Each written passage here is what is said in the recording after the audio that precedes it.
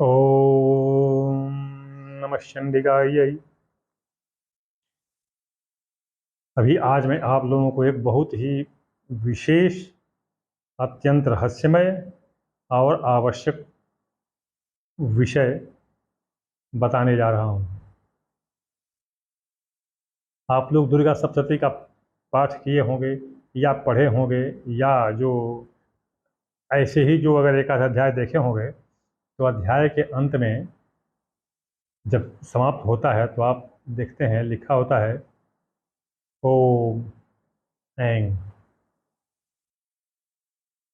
इति अर्थात समाप्त में ऐंग लिखा जाता है।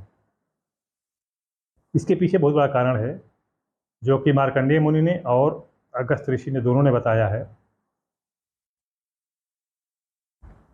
ऐंग, इसी ऐंग से कहीं कहीं ऐन्द्री का नाम आप लोगों ने सुना। ऐन्द्री यह जो है, ये इंद्राक्षी के नाम से जाना जाता है।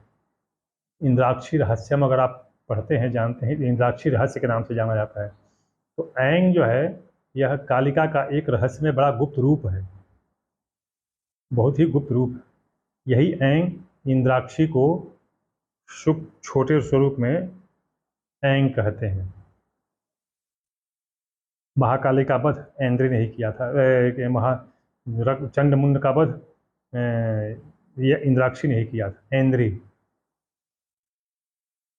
ये शताक्षी भी कहते हैं, लेकिन इसको लोग जानते हैं यक्ष भैरवी के नाम से। यक्ष भैरवी दो चीज है, यक्ष भैरवी। इसकी मैं कथा बता दूं आप लोगों को। जब भगवान शिव का वीर्य बह चला, जब विश्व मोहिनी के रूप में माता सती को भगवान शिव ने देखा, जो कि जितेंद्रिय और जितेंद्रिय थे, लेकिन माता सती के प्रभाव से वो अपने वीर्य को स्खलित होने से नहीं रोक सके। वीर्य बह चला, अमोघ, अद्वितीय, अपराजेय, दुर्लभ, महारस बह चला। पृथ्वी उसको संभाल नहीं पाई। वो इतना तेज था, जहां जाता था आगे हर चीज जलता जाता था, उसमें पिघलता जाता था हर चीज। जहां तहां इतना था कि कहीं भी अगर थोड़ी थोड़ी पोली जमीन हुई तो कुएं बन जाते थे। इस अमोघ चीज को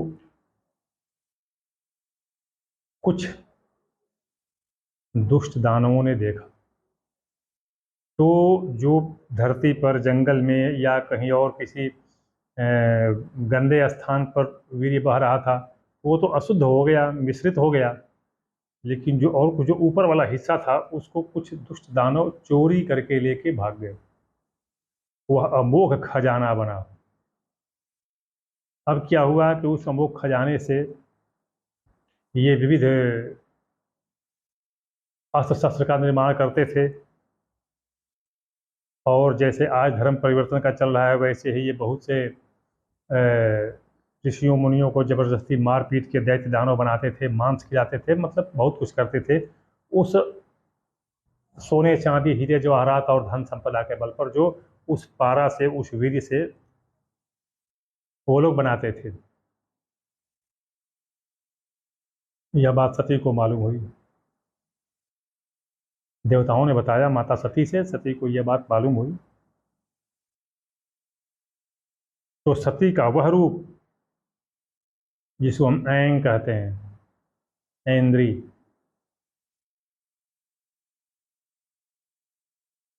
उसने यक्षिणी से एक अपनी प्रिय सखी, धृता नाम था उसका, धृता, धृता, तो उसको उन्होंने बुलाया। सखी अनुचरी जो भी कह लीजिए, अनुचरी कह लीजिए, सखी कह लीजिए थी, उसको बुलाया। और वो बोले कि पहले तू पता कर कि यह खजाना संपदा उन लोगों ने रखा कहाँ है।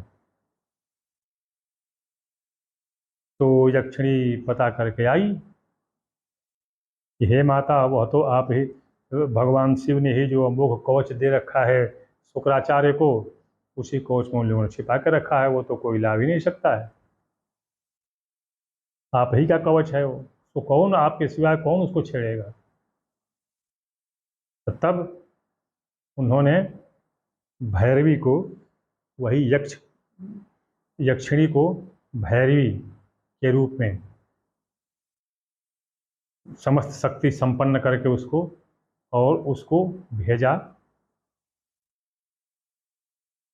वहां से लाने के लिए उस खजाना को, उस धन संपदा को। तो यह भैरवी गई दानवों दुष्टों को मार करके और पूरा धन संपदा ला करके और फिर सती के अधिकार में दिया। तो ये इसीलिए इसका नाम यक्ष भैरवी पड़ा, यक्ष भैरवी। इसकी साधना थोड़ी टेढ़ी जरूर है, लेकिन इसका एक और नाम स्वर्णाकर्षण भैरवी है, जो विविध पुस्तकों में आपको मिल जाएगा, स्वर्णाकर्षण भैरवी। तो ये सोने को कर्षित करके धन संपदा को आकर्षण करने वाली भैरवी है, इसलिए इसका नाम पड़ा। तो थोड़ा कठिन जरूर है। मैं एक बात बता दूं, कुछ विशेष रूप एक महीने पहले बताया था सिद्ध भैरवी, आपने पहले पीछे देखा होगा मेरा वीडियो, तो उसमें सिद्ध भैरवी है। तो एक बात बताऊं कि यह जो है काम तो सबके लिए करता है, काम सबके लिए करता है ये। लेकिन एक बात बताऊं मैं आपको कि यक्ष भैरवी उत्तर विश्व पृथ्वी के उत्तर भाग पर सिद्ध हुआ था, जो सिद्ध भैरवी है। और यक्ष भैरवी दक्षिण भाग पर, पृथ्वी के दक्षिण भाग पर मेरु पर्वत के पास ये सिद्ध हुआ था। तो इस दोनों की सिद्धि के लिए अब मैं आपको एक बताऊं कि ये कुछ राशियों के लिए तो विशेष रूप से फलदायी हो जाते हैं, और अगर वो सिद्ध करते हैं इसको तो उनको आवश्यक रूप से ये सिद्धि मिलती है। धन संपत्ति आकर्षण करने वाली विशेष रूप से है यह, इससे और कुछ की तो नहीं, इससे विशेष रूप से धन संपत्ति आकर्षण करने की, दरिद्रता दूर करने की, कर्ज से मुक्ति दिलाने की, ये विशेष रूप से है। अभी ये बताऊं कि पीछे वाला जो रहा है वह मेष वृष कर्क कन्या मकर कुंभ के लिए रहा है। तो विशेष रूप से रहा है, देखिए वो यंत्र सबके लिए काम करता है, लेकिन यह विशेष रूप से। अभी इसके लिए मैं बताऊं आपको, इसके लिए कौन किस तरह से करेंगे, पता करेंगे कि हाँ ये किसके लिए है। तो इस पर बना लीजिए, कागज पर एक षटकोण बनाइए, षटकोण, कागज पर एक षटकोण बनाइए।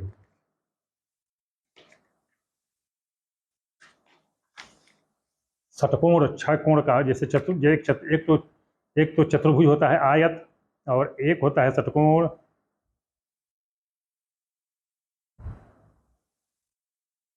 एक दो तीन चार पाँच छः, देखिए ये जो है यह षटकोण होगा, इसको षटकोण कहते हैं।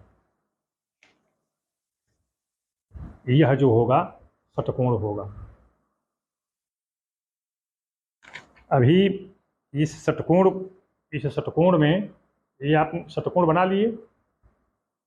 अब इसको क्या काम कीजिए कि एक तरफ से लिखना शुरू कीजिए, मेष वृष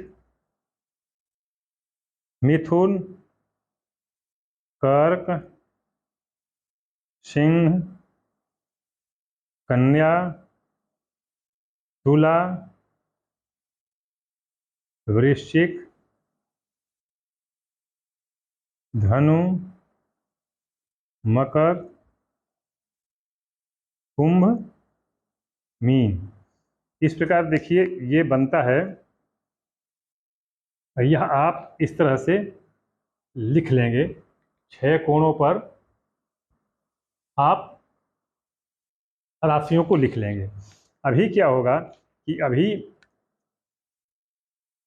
जो इसमें उत्तर तरफ है, मेष उत्तर पड़ेगा, मेष राशि उत्तर पड़ेगी।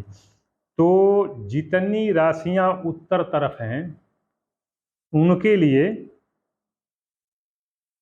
जो उत्तर वाली हैं उनके लिए पड़ता है, विशेष रूप से उनके लिए पड़ता है यक्ष भैरवी। उनके लिए सिद्धिप्रद होता है यक्ष भैरवी, और जो बाकी बचते हैं उनके लिए 6 वो होता है सिद्ध भैरवी। ये इनके लिए विशेष फल है। क्यों? कि भूखंड के इन्हीं राशियों पर, इन भूखंड के इन्हीं राशियों पर कौन, अरे ये जो राशियाँ बनी हुई हैं, कर्क वृत्त, मकर वृत्त, विषुवत वृत्त, ये सब बने हुए हैं। तो ये जो हैं ये इन पर सिद्ध हुआ है। तो जो उत्तरी भाग में पड़ा है वो किसके लिए है? यक्ष भैरवी। उत्तरी भाग में कौन कौन पड़ते हैं? कन्या, मीन, मेष, तुला, वृष, वृश्चिक। वृष, वृश्चिक, मेष, तुला, कन्या, मीन, ये पढ़ते हैं ये यक्ष भैरवी के लिए। और मकर, कुंभ, कर्क, सिंह, मिथुन, धनु, ये पढ़ेंगे आपको सिद्ध भैरवी, सिद्ध भैरवी के लिए। तो जो सिद्ध भैरवी वाले अगर प्रयत्न करते हैं, सिद्ध करते हैं, सिद्ध भैरवी को सिद्ध करने का और उसका जाप का और उसका विशेष विवरण मैं अपने पिछले वीडियो में और पिछले लेख में बता चुका हूँ। ये आगे जो है मैं बताया ये यक्ष भैरवी। तो यक्ष भैरवी विशेष रूप से ये कर्षण के लिए, इसका नाम स्वर्ण कर्षण भैरवी है, स्वर्ण कर्षण भैरवी। इसके और भी विधान में क्या मंत्र वगैरह जो भी है, ओम ह्राम ह्रीम ह्रूम क्राम क्रीम क्रूम होम होम होम, इस तरह से मैं लिखूंगा इसको, तो आप फेसबुक के पेज पर देख लीजिएगा। तो ये जो होता है ये यक्ष भैरवी है। यक्ष भैरवी की साधना तो ठीक है, लेकिन इसके जो कुछ जो आते हैं जो प्रयोग वो थोड़े कठिन हैं। इसके लिए क्या करते हैं कि किसी भी धातु का, सोना, चांदी, पारा, अष्टधातु, लोहा, पीतल, तांबा नहीं, इसका हम ले लेते हैं, कुछ भी ले लेंगे, कुछ भी, कोई यंत्र, गुटिका, कुछ भी ले लेंगे, उसको रख देंगे। रख करके जो सरकंडा होता है, सरकंडे के मतलब कि लगभग कितना होगा, लगभग 6 इंच का, 6 इंच का टुकड़े का कलम बना लेंगे। कलम, लेखनी, कितना, 6 बना लेंगे। और उसका नोक उस गुटिका या जो पारा या जो भी रखा होगा, तो उसके 6 उसके कर देंगे नोक उसकी तरफ बराबर बराबर दूरी पर, बराबर बराबर दूरी पर कर देंगे। मैं इन सब बातों को सिर्फ इसलिए बता रहा हूँ क्योंकि इस बार की दीपावली अति विचित्र पड़ रही है। इस बार की दीपावली अति विचित्र पड़ रही है। एक तो चित्रा नक्षत्र में सूर्य, चित्रा नक्षत्र में चंद्रमा, चित्रा नक्षत्र में सूर्य ग्रहण, ठीक से। तो ये अति विचित्र है। बड़ी इसमें बहुत सिद्धियां इसमें, अगर आदमी थोड़ी सी कोशिश करे, प्रयत्न करे, तो इसमें अच्छी सिद्धियां प्राप्त हो सकती हैं। तो इसलिए मैं इन सब यंत्रों का मैं विशेष विवरण बता रहा हूँ। कुछ एक सिद्धि के लिए, कुछ यंत्र वगैरह सिद्धि के लिए मेरे पास भी हैं, आए हुए हैं, तो वो मैं सिद्ध करना है मुझे। 3-4 पंडित जी लोग जो मेरे बड़े प्रिय हैं, वो सहयोगी मेरे साथ हैं, मेरा साथ देने के लिए तैयार हुए हैं, तो करेंगे। तो इस बार का थोड़ा सा आग्रह ज़्यादा आ गया है। वही बताया ना कि इस बार का जो मुहूर्त है वो अति विचित्र है और ये बार बार नहीं आता है। मेरी समझ से तो मैं नहीं देखा कि ऐसा कभी संयोग आता होगा, ऐसा संयोग आता होगा, मैंने तो नहीं देखा होगा कि ये तीनों एक साथ पड़े, कि चित्रा नक्षत्र में सूर्य, चित्रा नक्षत्र में चंद्रमा और उसी नक्षत्र में सूर्य ग्रहण दीपावली के दिन। तो ऐसा नहीं आता है, तो इसी में बता रहा हूँ। तो ये तो उसको क्या काम करे कि वो जो लेखनी है, कलम बना रखें, उसके 6 कोनों का रख दें। ये जो मंत्र जो मैं लिखूंगा, इसका मंत्र यक्ष भैरवी या स्वर्ण कर्षण भैरवी, इसका मंत्र लिखूंगा, तो ये क्या करना होगा कि जैसे एक बार आपने पढ़ा, जैसे आसन लगा के आप पद्मासन लगा के बैठ गए, कोई आसन लगा करके नीचे, और जो गुटिका या जो वो होगा वो आप तांबे के प्लेट में रख देंगे, प्लेट में छिछला, और उसी में वो कलम लगाएंगे। नीचे कुछ न कुछ, जैसे कुछ वस्त्र, मतलब स्वच्छ वस्त्र, धौत वस्त्र नहीं, स्वच्छ वस्त्र जो है अपना रखा होगा, काला पीला नीला छोड़ के और कोई रंग का वस्त्र उसमें रखा होगा, उसी पर वो यंत्र रखा होगा, उसी पर वो कलम रख देंगे। अभी देखिए, गोरोचन, कुमकुम, चंदन और हल्दी। क्या क्या? चार चीज। गोरोचन, चंदन, कुमकुम, हल्दी, चारों मिला के उसका घोल बना लीजिए और रख लीजिए किसी पात्र में अपने पास। पहले तो अपनी शुद्धि, अंगन्यास, आसन शुद्धि, गणेश पूजन, स्वस्ति वाचन वगैरह जो ये भी होता है, ये सब करके फिर जो है उसकी पूजा की जो क्या क्या मंत्र पढ़ेंगे मैं लिखूंगा उसमें, उसकी पूजा पूजा करके और फिर उसके बाद ये मंत्र पढ़ेंगे। तो जैसे एक बार आपने मंत्र पढ़ लिया तो अच्छा, एक अपना भोजपत्र साथ में रखेंगे, भोजपत्र साथ में रखेंगे। तो उस कलम को उठाया आपने और उसमें डुबोया, गोरोचन, कुमकुम, हल्दी, चंदन, उसमें डुबोया आपने, अष्टगंध नहीं, उसमें डुबोया आपने और उससे ये मंत्र उस पर लिखा है आपने भोजपत्र पर।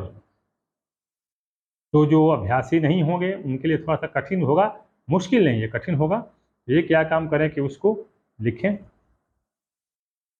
उस भोजपत्र को साफ लिखें, साफ 5 बार 6 बार उसमें डुबो डुबो के लिखें, साफ लिखें, स्पष्ट लिखें। लिख लिया है आपने, फिर उसको बगल में रख दीजिए और उस लेखनी को उसी पर रख दीजिए। दूसरी लेखनी उठाया आपने, दूसरी लेखनी उठा करके फिर वही मंत्र लिखा। तीसरी लेखनी उठा करके फिर ध्यान रहे कि आपने वो लेखनी कहाँ कहाँ से, किस दिशा से उठाया है आपने, कौन सी दिशा से वो लेखनी उठाया है आपने। तो वो लेखनी उठाया, रख दिया।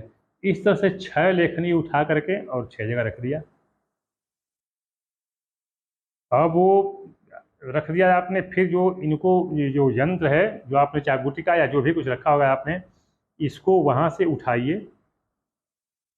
पहले दूध से या गंगा जल में जैसे भी हो उनको अच्छी तरह साफ सूफ करके उस पर जो है चंदन, चाहे कुछ इत्र या कोई गुलाब जल या कोई भी सुगंधिम पुष्टिवर्धन मंत्र है उससे पढ़ करके उसको ये कर दिया। फिर उसको रख दिया और फिर जिस जिस दिशा से आपने उठाया है लेखनी को, उस दिशा में पुनः वहाँ पर प्लेट में वैसे ही रखेंगे। रख दिया प्लेट में आपने। मंत्र जो है आप अब याद नहीं है तो उसको किसी एक कागज पर लिख करके रखिए और फिर पीला पीला सरसों रखे रहिए पास में, पीला सरसों, और पढ़िए। पढ़ करके और उसको लेकर के ऐसे छिड़किए, एक बार पढ़ करके उसको छिड़किए उसी पर, फिर दोबारा पढ़ के छिड़किए। 6 बार पढ़ के आपने छिड़क दिया, उस पर छिड़क दिया है आपने। फिर उसको ये मतलब करना कितनी बार है, ये 6 बार करना है। तो फिर उसको उठाया, फिर धो धा करके फिर रखा, लेखनी को भी धोना है, धो करके फिर रखा। बार बार लिखना नहीं है, लिखना एक ही बार है, लेकिन वो फिर उठाया फिर रखा, फिर 6 बार किया वही मंत्र पढ़ के, ओम ह्राम ह्रीम ह्रूम क्लाम क्लीम क्लूम पढ़ करके, और फिर छिड़कना है, 6 बार छिड़कना है। छिड़क लिया आपने, उसके बाद उनको आप धूप दीप सब कुछ दिखाइए। दिखा करके एक तरफ दीप रख दीजिए, एक तरफ धूप जला कर रख दीजिए और आराम से इस मंत्र को भद्राक्ष की माला लेकर के आराम से इसको कम से कम 100 बार, 108 बार करना चाहिए। लेकिन 100 बार तो इसको 108 बार करेंगे तो ये होगा कि अगर अशुद्ध होगा तो उसमें हो जाएगा, सब उसमें आ जाएगा। तो आप 100 बार या 108 बार इस मंत्र का जाप कीजिए। मैं इस मंत्र को लिखूंगा, आप फेसबुक का पेज देखते हैं, इसमें मैं लिखूंगा। मंत्र उच्चारण के लिए मैं पहले ही बता चुका हूँ, लगभग कई वीडियो बता चुका हूँ कि अगर स्वर आता है जैसे एंग, तो एंग म नहीं पढ़ेंगे, एंग पढ़ेंगे, एंग। जब स्वर कोई भी आता है अ ई उ वगैरह जितना भी आता है, तो इसमें अगर अनुस्वार ऊपर आता है, अनुस्वार आता है, तो वो अंगा पढ़ा जाएगा, अंगा। अम्मा नहीं, ऐम नहीं, ऐंग, ऐंग, ऐम नहीं। तो ये मंत्र उच्चारण के लिए मैं उसको बता चुका हूँ कि कैसे मंत्र का उच्चारण होगा। तो वो इस तरह से ये मंत्र का पाठ 108 बार करेंगे। उसके बाद पूरा 100 माला से, 100 माला से हवन भी करेंगे। किसका? पीला सरसों, काला तिल, पीला सरसों, काला तिल, सर्वौषधि और दशांग। सर्वौषधि, दशांग, पीला सरसों, काला तिल। समिधा किसकी होगी? गूलर और आम के, गूलर और आम की सूखी लकड़ी। समिधा, गूलर आम की सूखी लकड़ी। उस पर किस किस चीज का हवन आपने सुना? काला तिल, पीला सरसों, सर्वौषधि, दशांग, 4 इनका हवन होगा। 108 बार जपेंगे, हवन होगा। हवन करके और फिर जो मैं इसकी आरती भी होगी, आरती भी होगी। तो आरती का भी मंत्र मैं लिखूंगा उसमें, आरती का भी मंत्र लिखूंगा उसमें, आप देखिएगा, पढ़िएगा। उसके बाद आरती होगी। आरती किस चीज़ से बता दूं मैं? विशेष आरती होगी इसकी किस चीज़ से?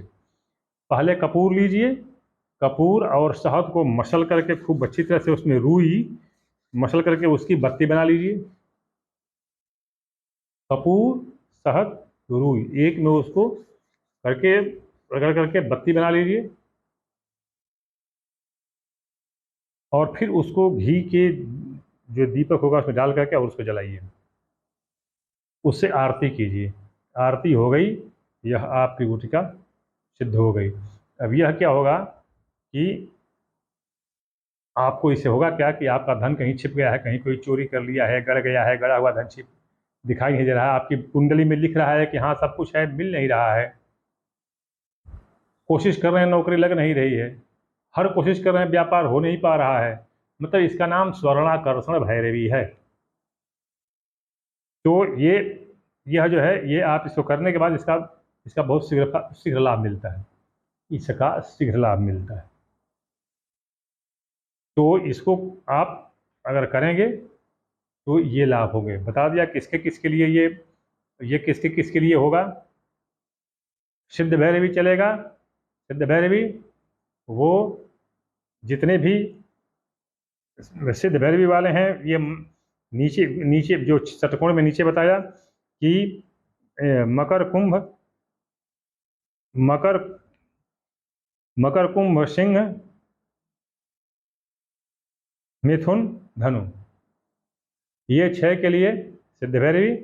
और मीन कन्या मेष तुला वृश्चिक वृक्ष के लिए यक्ष भैरवी। ये विशेष रूप से बना है, इनकी स्थिति जहाँ जहाँ ये थे और ये सिद्ध हुआ था, तो उस स्थिति को देखते हुए ये बताया गया। अन्यथा यह सबके लिए ये यंत्र सबके लिए काम करता है। और ये जो यक्षिणी है, जिस यक्षिणी को आप साधित करेंगे, यह यक्षिणी खुद ही घूम घूम के दौड़ दौड़ के पता लगा करके और आपके पास आ जाएगी। और भैरवी जो है वो उसको वहाँ से लाने का काम करेगी। इसको स्वर्णाकर्षण भैरवी कहते हैं। इसको आप इंद्राक्षी रहस्य नामक पुस्तक में भी देख सकते हैं, इसका वर्णन आया है। तो ये विशेष दिवाली का अवसर है, इसमें आप अगर करें तो आपको विशेष सिद्धि मिलेगी। और जो दरिद्रता भरी पड़ी है, कर्ज में डूबे पड़े हैं, व्यवसाय और नौकरी दोनों बाधित हो गए हैं, तो ये आप करें, इसको सिद्ध करें और इससे लाभ उठाएं। बोलिए दुर्गा माता की जय। ओम नमः शिवाय।